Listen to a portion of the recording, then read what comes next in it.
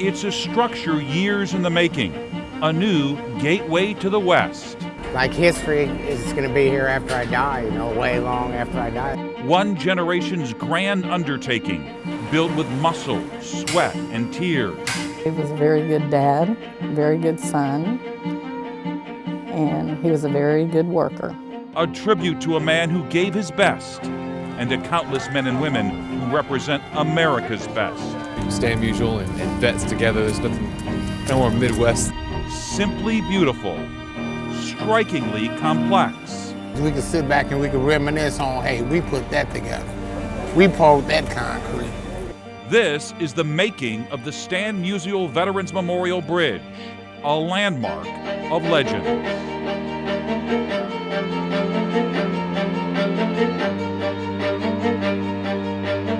Thank you for joining us. I'm Mike Bush. And I'm Ann Allred. Over the next hour, we'll show you the highs and lows of the 4-year construction project to build this new bridge. Building bridges over the Mississippi River is nothing new for those of us in St. Louis, but never before have we documented each step from beginning to end so closely. We begin with the people who know the bridge best, iron workers from Local 396, who captured their own memories. Greg Combs and his friends had a front row seat. I kept thinking how lucky I was to be on that job. At one of our city's most exciting events. Being able to work on a landmark in your hometown is really something else. On this day, they share a few photos. What do you call them? Glamour shots? Captured from their unique perspective. Pretty much when you're building something, you remember setting almost every piece of it. Photos freezing moments of tension. You look at the numbers and it looks right on paper, but they were like 97, 98% capacity. Suspense. You had 167,000, I think that piece weighed, and you transferred it between 3 cranes in the air. Or just hanging out. I just got those two over there and they're talking. It's kind of neat seeing us, not in any kind of pressure, just how we're just kind of hanging out on the iron. Memories that will last a lifetime.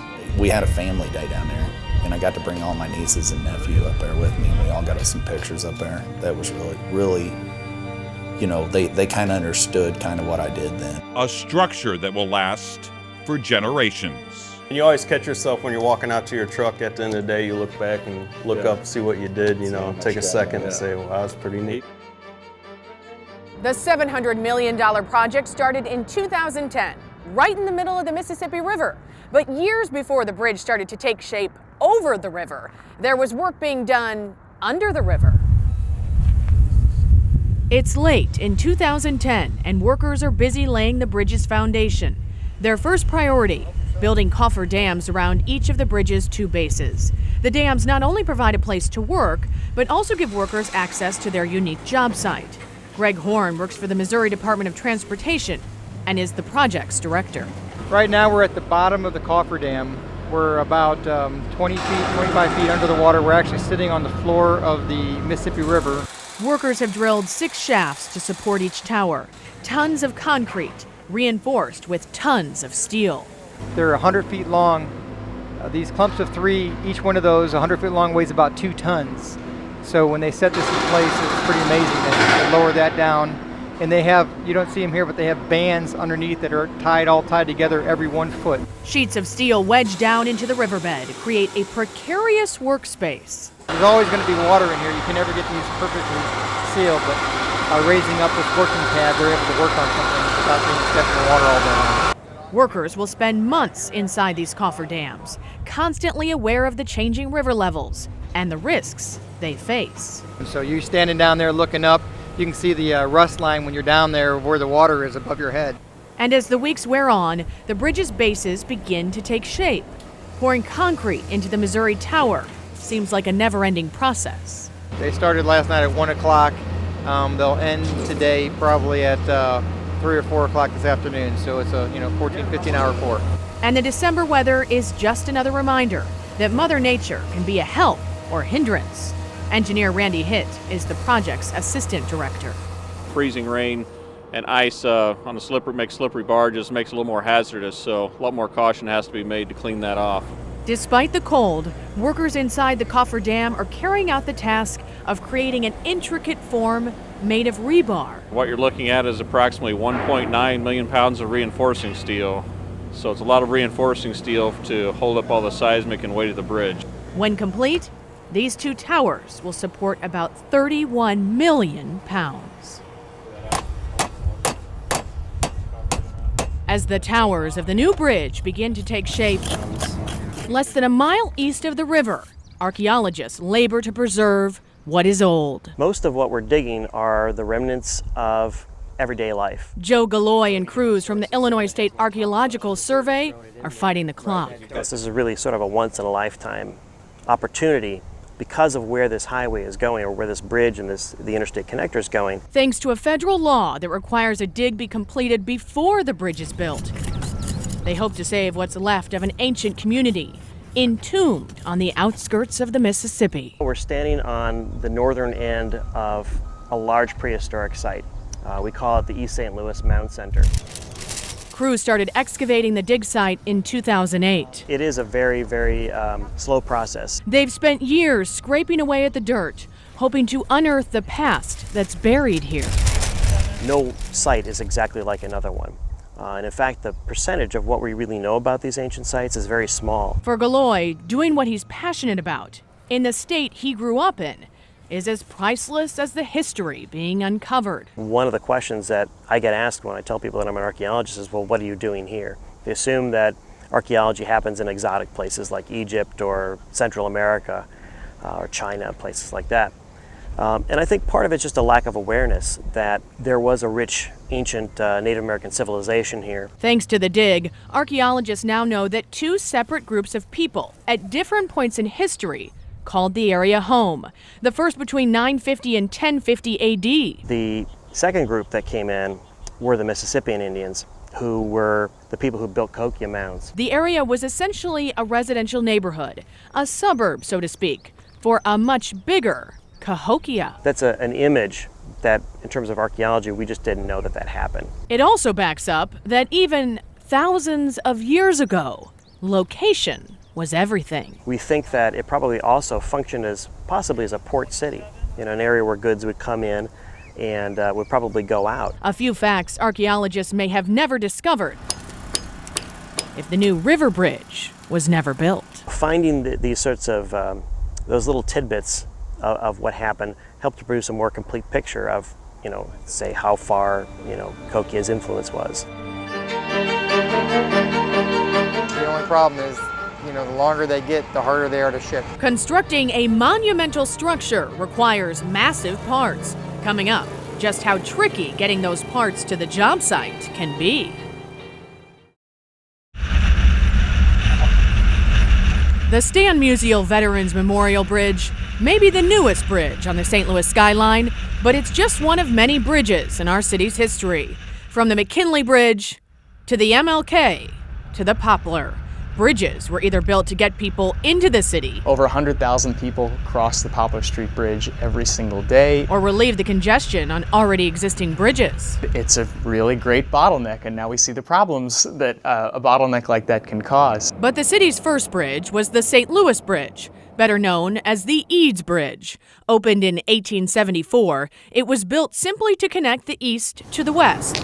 Andrew Wanko is the Missouri History Museum's public historian. The Mississippi River had long been a difficult source of a difficult thing for people to cross, and like I mentioned earlier, steamboats were really the way to get things around. So this was incredibly monumental. The bridge was the brainchild of self-educated engineer James Eads. Considered a modern marvel, it was the world's first steel truss bridge. We look at the Eads Bridge now and we think, wow, that thing is it's massive, it's strong, it's never moving. People looked at it back then and they were terrified of it. But since steel was a new structural material, people just weren't convinced it would hold up as promised. People were really afraid, and bridge collapses were pretty common at the time, even under the weight of just one train. And so they were really worried this could be a huge failure and sort of a black eye for St. Louis in the nation, a big embarrassment if this thing collapsed. Eads, who never seemed to lack confidence, also had a knack for showmanship. He borrowed an elephant from a traveling circus, and he walked the elephant across the bridge in front of a big crowd of people that had gathered on the levee. And everybody knew an elephant would never walk on something that couldn't hold its weight. And the thing, sure enough, it walked clear across to Illinois. When the doubts lingered, Eads parked 14 locomotives in the center of the bridge at the same time. One by one, they drove off, and no problems at all. The Eads Bridge originally carried rail and pedestrian traffic, but the railroads abandoned the bridge in 1974. By the early 90s, traffic on the Eads had slowed down to about 4,000 cars a day. In 1991, it closed, reopening 2 years later when Metrolink began using the bridge's lower train deck. The old bridge underwent a major renovation, and in 2003, traffic began rolling across the Eads Bridge once again. And the rest is history. Once completed, the bridge will be the third largest cable-stayed bridge in the United States. And when you're building a bridge that size, just getting the parts to complete it is a very big job. Building a bridge isn't just about building a bridge. You have to get to it to cross it. You know, there's 31 construction projects, and it's all like a big puzzle. And MoDOT's Greg Horn is in charge of making sure that each piece is put in the right place at the right time. This is just bringing one girder, one of 100 girders onto this project. In the spring of 2011, workers are maneuvering a 125-foot-long concrete girder from Interstate 70 down to the Missouri approach. Interstate's not as big of a problem as getting off at the interchanges and making around turns, and that's why, if you'll notice, the back wheels can turn also. So there's actually somebody in the front of this truck that steers the back, and then somebody that steers the front of the truck. Horn says it's a move that will be repeated again and again. Once on the job site, 2 crane operators work in tandem, lifting the bulky beam into place. Most girders, they typically only have one crane doing it, so the two operators have to work in conjunction with each other, which makes it more difficult. Foot by foot, the crane operators negotiate their precious cargo forward. It's not a typical day's work, even for these skilled men. And that's really hard when you have to walk with the crane rather than just boom over. Yeah, because then there's a lot of movement. It takes a good operator. More than an hour after its arrival, workers lower the beam into place. Teamwork is paramount. You know, a lot of times crane operators can't see exactly where they're setting stuff down, so they have to look at the guys on top that are giving them hand signals. As soon as all the pieces are in place, work begins on another puzzle. It will be another 4 months before they pour the driving surface on the Missouri approach. About 25 miles from the main construction site, right now we're taping this off so the concrete doesn't leak out. In the heart of St. Charles County, keeping it in the forms so that it won't fall and keep the right level. Construction workers are putting in 8 hours a day. So when you're driving, you don't have any bumps. Each adding his touch to the bridge. I've been building this bridge since last year. Ordinary guys like Dave Stewart and Andrew Leach. Tie wire, put it all together, bend steel and stuff like that. Doing extraordinary things. They're part of the crew at XL Contracting, where workers are tying, pouring, and scraping. Pete Allen is heading up this off-site construction project to build the bridge's underlayment. They are making precast panels. A lot of them. 456 total. There's 376 standard deck panels. There's some counterweight panels. There's roof panels for the towers themselves, but 376 roadway panels. Each panel is handcrafted and custom built for a specific place on the final structure. First, the form is laid out according to the diagram specs. Next, rebar is placed and tied off. After the work has been triple checked, the slab is poured and floated. It's repetitive, painstaking work. We've hit as many as 14 in a week, but it's usually 8 to 10 a week, depending on, rain days. But to these men, it's worth it. They're helping to build history. Especially when I drive over it, too. Get to drive over and see that I made this, though. So that's always good. Yeah, something that you can tell your grandchildren that you are part of when you're driving across it, knowing that you did a good job, that it's built safe for everybody else. They all realize it's a once-in-a-lifetime opportunity. I'm still pretty early in my career as a civil engineer, and to be working on a project of this scale right off the bat. You know, I'm 4 years out of school and working on one of the biggest bridges in the Midwest right here in St. Peters, Missouri. It's pretty neat. Once completed, the panels are cataloged and stacked. The first ones built will be the last ones laid into place on the bridge's deck. I saw how a bridge is being constructed, which is like a blast for me. Out of the classroom and down to the river. Coming up, engineering students get a glimpse of their future. It's early March 2011. The cofferdam is completed. And construction continues.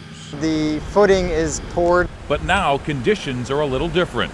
Before, most of the other stuff was all underwater, and now we're actually coming above water. For the first time, the towers are beginning to take shape. Now you got the tower steel coming out of the footing, and they're getting ready to form up for the first concrete pour. For weeks, iron workers craft a steel cage, making sure each piece is perfectly placed. Small errors can quickly turn into large problems. It's actually like a big puzzle trying to fit all this reinforcing steel into the place here. I'm trying to get it all lined up right. A wooden form is built around the structure in preparation for the largest concrete pour of the entire job. Before it's done, workers will use enough concrete to pour what amounts to roughly 3,600 backyard patios. Probably going to have 400 truckloads of concrete, which will be pumped from the trucks through a maze of tubes and into the cofferdam. Then all the people, you can't even see them. They're down in the bottom mat of steel moving these hoses around. What took 2 days to complete will take 2 weeks to cure. It's a process workers will repeat 6 more times before the base is finished. They'll pour to this flat surface down here today, and then they'll tie more steel in it. This tower progresses up from there.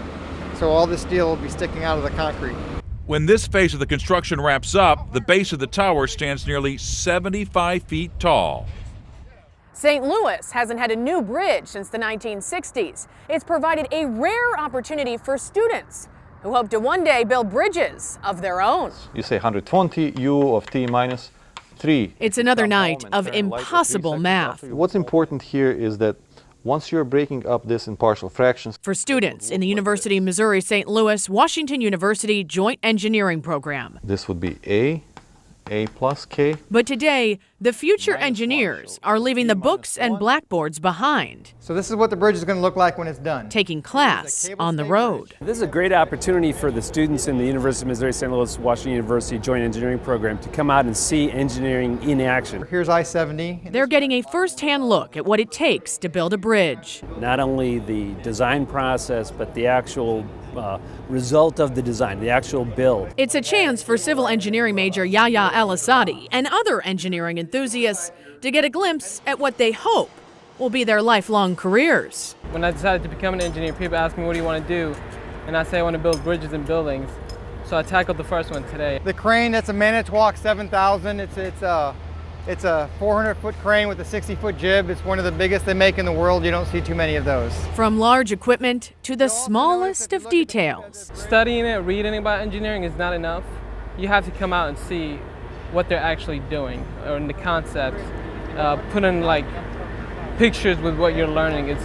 It's just amazing to me. To me, it's not just the lighting or the deck, or it looks so cool. It's knowing the whole system and how this is going to impact St. Louis. From compression to stress to trusses, students get to apply what they're being taught. As an engineer, I immediately appreciate how much work had to go into this. All the calculations, the planning. I mean, you could imagine how hard it is to start a bridge on 2 ends and then build it up to meet in the center and hope that everything is okay. There's a different color in concrete as you go up the towers. Every aspect of the build piques their interest, even concrete. We had to have steel slag in that to help cure it, and so it looks a little bit different. It's something you just can't get in a classroom. To see a bridge being built is a unique opportunity, and we're thrilled that our students had the chance to come out here and see this. And for some of them, watching from the sidelines just isn't enough. But I was hoping we'd go up there and actually look on the bridge. That would have been a treat for me. It was very exciting to be here and to see it hands-on.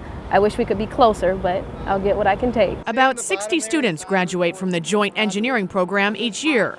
Most of the students are from St. Louis and will stay right here.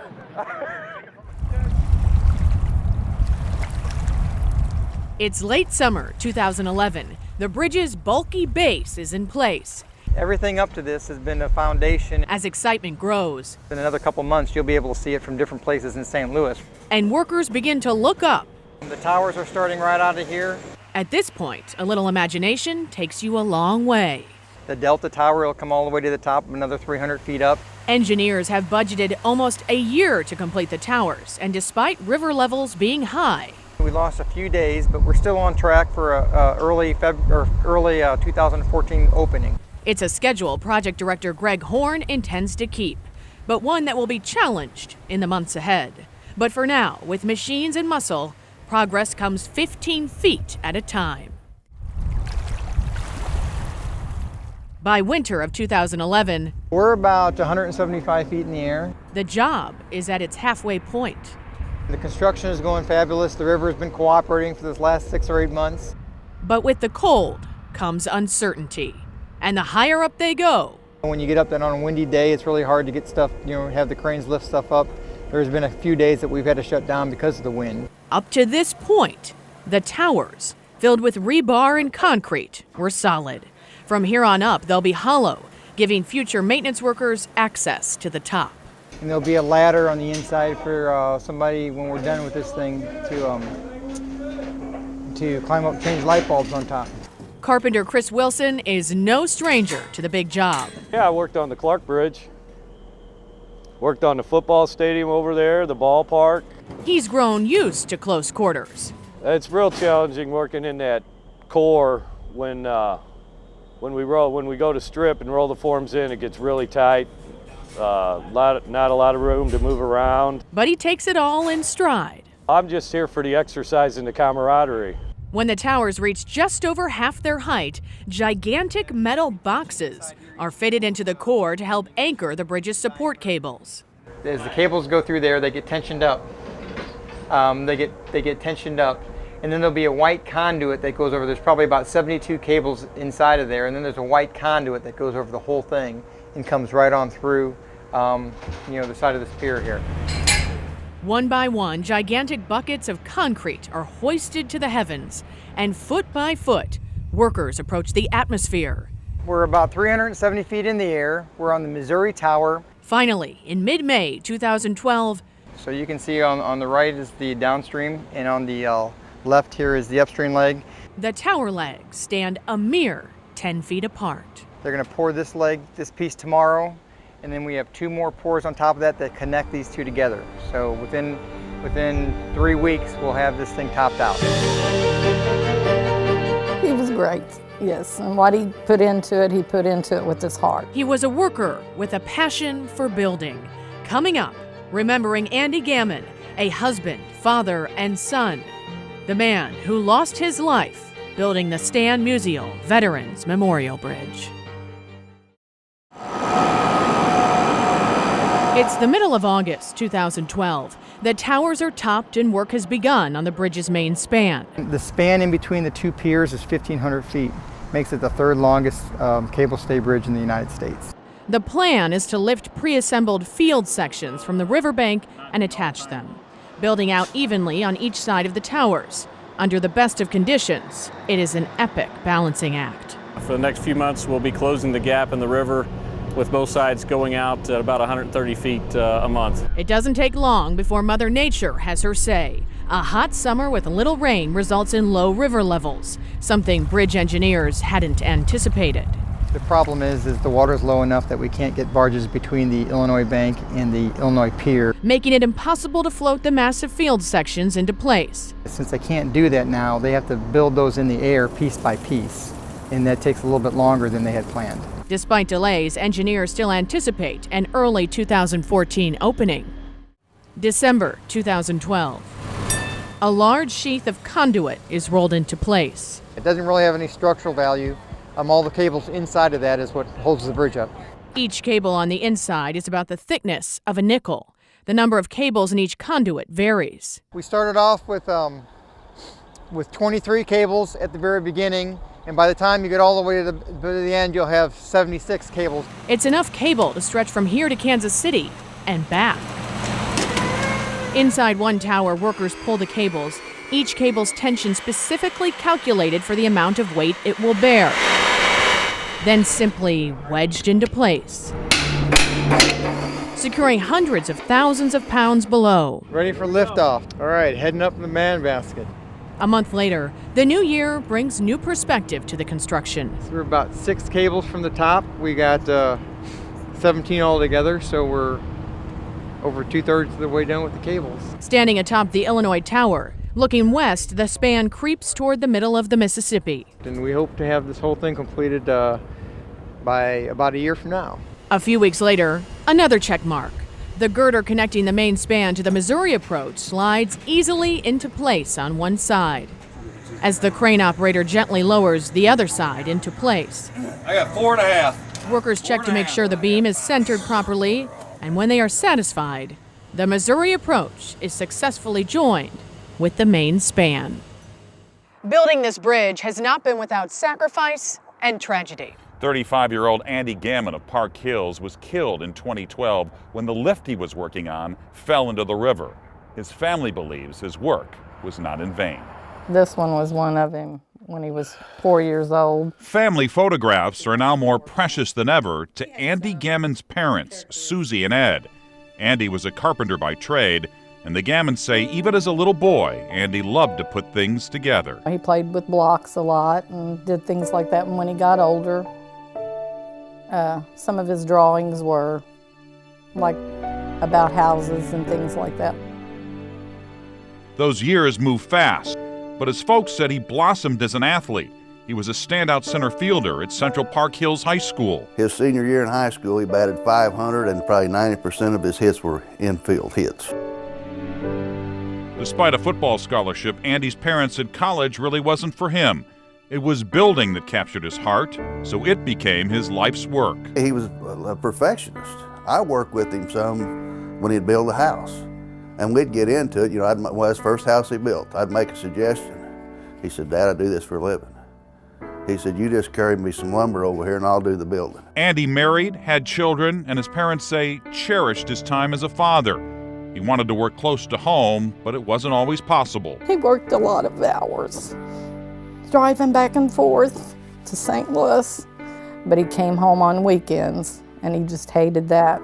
He hated being away from them. More than building homes, more than baseball, Andy's children, Emma and Ethan, were the center of his universe. When they went riding in the car, Ethan had to sit right behind his dad. That was his spot to sit, nowhere else. And then Emma came along, and it still was that way. On the night before the bridge opened, the Gammon family attended the memorial ceremony with hundreds of others. 1, 2, 3. Theirs, though, was a different kind of pride, and they hope Andy's legacy will be simple. He was a great person and a hard worker. Anybody who's been around him knows what kind of guy he was.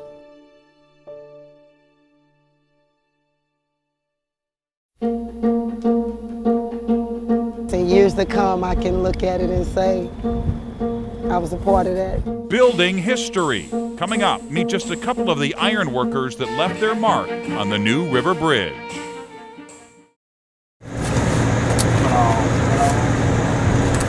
Greg Johnston wasn't supposed to be an iron worker. My family was all pipe fitters. I'm the first generation iron worker. But when he was 12, a friend's dad took him to the iron workers picnic.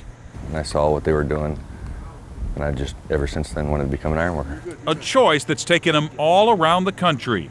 Well, I spent a year in South Carolina on a nuclear facility, 6 months in New Orleans on a Seabrook Gate project. But this July day finds him at home, right in the center of the action. Hold that, Scott. Workers are preparing to hoist the final piece of iron onto the bridge. It's a difficult process, but after a false start to free the flag, good job, Captain. The final piece is airborne and headed for home. Hey, Scott, I'm going to stop you once you get off your road deck. We're going to grab that leading tag line. About 8 more feet. Swing into your right. Tension mounts as the beam approaches the bridge's structure. There's little margin for error as the crane operator blindly maneuvers the girder up over the bridge's cable. Let's hold your swing there for now, Scott. Straight boom down. 20 feet. Across the deck. Start working down on your line. And down into place. Keep coming down and hold that. As Greg and his fellow ironworkers take their turn in front of the camera. Hank, loving the signature, baby. And pause to autograph their handiwork. You like that? I like it. It's the same always, baby. They know the most delicate part of the job lies ahead. All right, Scott, coming up on your line. We're on there about 4 or 5 feet. Workers must place the gigantic beam between the two edge girders. It's a tight fit. Keep coming down, looking good. They hold their breath as the beam is lowered the final few inches. Coming down. Coming down. Hold that. When workers hammer temporary pins to hold the girder in place, Johnston breathes a sigh of relief. No fighting, baby, no fighting. A once stubborn structure. I can't believe it fell in like that. We fought so hard on all the other ones, and that one just fell in. Now tamed. We talked about it all morning. We took a lot of measurements to see what it was going to be like, and it was going to be close, really close. And then I guess the weather was right. One more job Johnston and his fellow ironworkers can be proud of. Whether you're building this or a building, every day when you leave, you look back and you can see it growing. It grows and grows. You get to see a new horizon every day. As the bridge neared completion, it was time to party, or at least picnic. So one summer afternoon, workers got the chance to show their families what all this fuss was about. Learned a lot, you know, that I'll never forget. Carpenter Lynette Bryant is celebrating. Not only was she grateful to be part of a historic moment, but is so happy the job meant so much to her. It was amazing, you know, and how fast we caught on and how fast it went up. Bryant says she still can't believe she was a part of it. Every day I just look and just say, wow, I'm going to be a part of history. You know, just every day is just amazes me every day. Bryant was with dozens of other workers and their families who spent the afternoon in the shade of the bridge, reminiscing about what they've built so far. It'll be a memory because I live in this area. Crane operator Lance Miller had another reason to mark the day. It was the end of a 34-year career. This job, though, among his most memorable. It's been a wonderful job. I mean, I've worked on, well, I did the McKinley Bridge up north, but this one here, it's a brand new bridge. It's been quite a job. Miller says there was stress and challenges along the way, but he and his co-workers can look back fondly. Proud, no doubt. But I'm still glad this is my last day. It's been a long time. Though Lynette Bryant hasn't been at it nearly as long as Miller, her time on the project represents so many different things. It makes me feel like times have really changed to where they don't look at me as being a woman. They look at me as being one of their co-workers, you know, and I appreciate it. And they give me the respect that, you know, that I deserve. It's just one of the many memories that will stay with her long after the bridge is finished. Like, wow, I'm building this. I'm building this, in years to come, I can look at it and say, I was a part of that. I was a part of it, you know. Just make myself proud. In all, more than 3,400 workers helped on the bridge during the 4-year construction project, spending thousands and thousands of hours building the Stan Musial Veterans Memorial Bridge. Once the bridge's towers pass the midway point, they're an addition to the skyline that can be seen from all over town. Vinny Guldani is keeping an eye on the bridge's progress from the fairway at Gateway National Golf Links in Madison, Illinois. The views are great. We get quite a few holes that we look right back into the city. Great views of the arch. You really can't beat it. He noticed parts of the stand span finally peeking over the trees a short time back. Seems like, you know, every few weeks the view kind of changes with different machinery on the bridge and just you know, as the seasons change, the views change. So sometimes, like now, we don't get the best view of the bridge, but whenever the leaves start falling, we get to see right through and see all the guys hard at work. And he's not the only golfer that's noticed. Amazing. You know, when you sit here and you look at it. Even miles away and partially built, the bridge is hard for Paul Spotansky to miss. You really don't get a good perspective of what's going on until you get close by and you see all the amount of work and the heavy construction and basically how high those guys are working up in the air. A first for Spotansky and a first for the St. Louis skyline. St. Louis has a beautiful skyline with the arch and all the high rises, but you know, I mean, adding the bridge can't do anything but make it even prettier than it is. But it's not just the new addition to the skyline Guldani looks forward to seeing. Reducing traffic on the Poplar is sure to make it easier to get in a round of golf. Absolutely. You know, I kind of work my golf game around the traffic that I think is going to be on the Poplar. It's truly a good engineering feat to build something like this in the middle of the Mississippi River. The devil is in the details. Coming up 4 years after they started, workers put the finishing touches on the new bridge. It's the middle of September 2013. Opening day looms just 4 months away, and there is still plenty to do.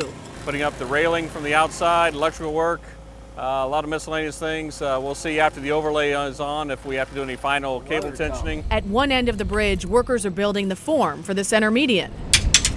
At the other, it's being filled. It's a process that moves at a snail's pace on this hot September day. It's just another check mark on what seems like the ultimate to-do list. Things don't wrap up like this by accident. It's all a lot of planning, a lot of coordination, meetings with a lot of different folks. The bridge must still be painted, the driving surface poured.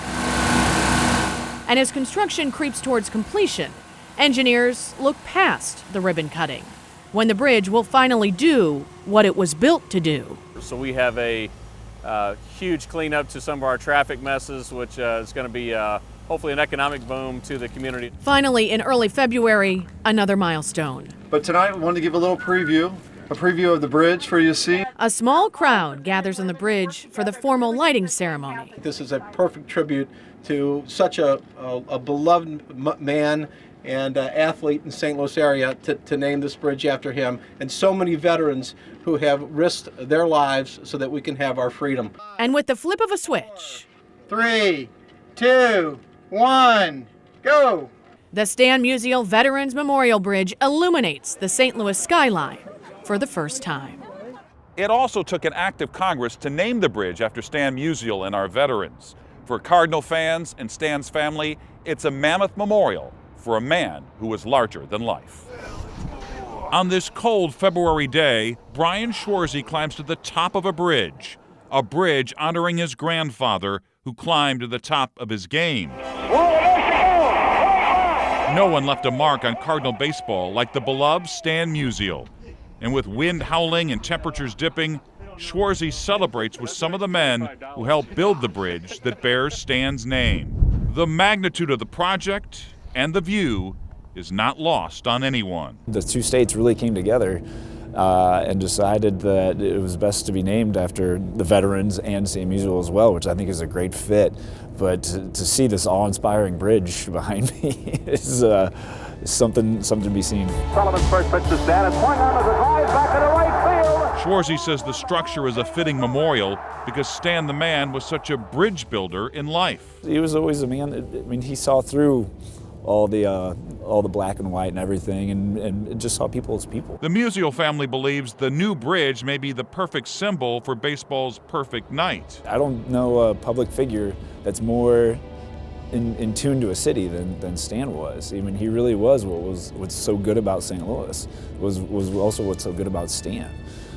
He's just, you know, it's a family town, and that's what he was. He was a family man. He was loving. He was caring. Sightseeing over and pictures to mark the event, Schwarzy says not much can top this day. Even with the cold, it's definitely worth it. His grandson says Musial may be a little embarrassed by all the attention if he were alive today, but his family is touched beyond words. It goes to show how much he really was loved in life, and I mean, he really did give so much that's why he's getting so much back after his passing.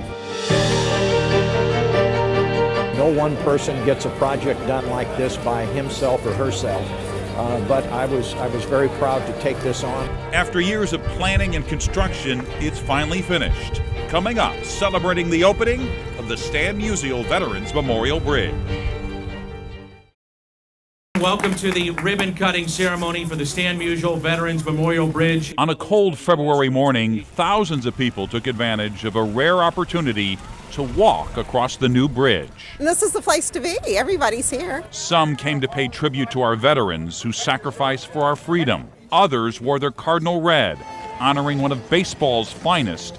And everyone had a memory of the great Stan Musial to share. I enjoyed watching him play back in the day, even in Sportsman's Park as a kid, and so I think it's a neat way to honor him. It was a morning for celebration, the culmination of years of planning and construction. I can't tell you how many people that were involved in the process. No one was more involved than Illinois Congressman Jerry Costello, who began working on it in 1984. Through his work and others, Missouri and Illinois became partners in a daunting project. This is what we can accomplish when we come together, put our differences aside, political differences and regional differences aside, come together to better the transportation system for our region and for our country. 3, 2. With just a snip of a giant scissors, St. Louisans fell in love. We now have the Stan Musial Veterans Memorial Bridge. It just feels like the old days when like NASA was really appreciated and going to the moon was appreciated, and still appreciating what it takes in engineering and what our country still does. I mean, I've seen like a lot of bridges in different cities, but I don't think I've ever seen one that's like this. From the sea of walkers to the Clydesdales. On that freezing morning, it seemed the whole community was there. Sunday, the bridge was open for business. A 1958 Trailways bus was the first to make it over. Members of the American Association of Railroaders planned to make history. We enjoy it, and we've got a crowd of some of our regulars on board that the cold weather won't stop them from anything. By Monday, St. Louisans began to feel the Stan span was part of the landscape.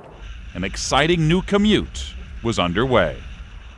KSDK photojournalist Jim Tuxbury documented every step of this bridge project. It is through his incredible hard work we were able to bring you this journey, the construction of the Stan Musial Veterans Memorial Bridge. We leave you with more of Jim's unforgettable images, and to those who planned, worked, and sacrificed to create this enduring structure, thank you.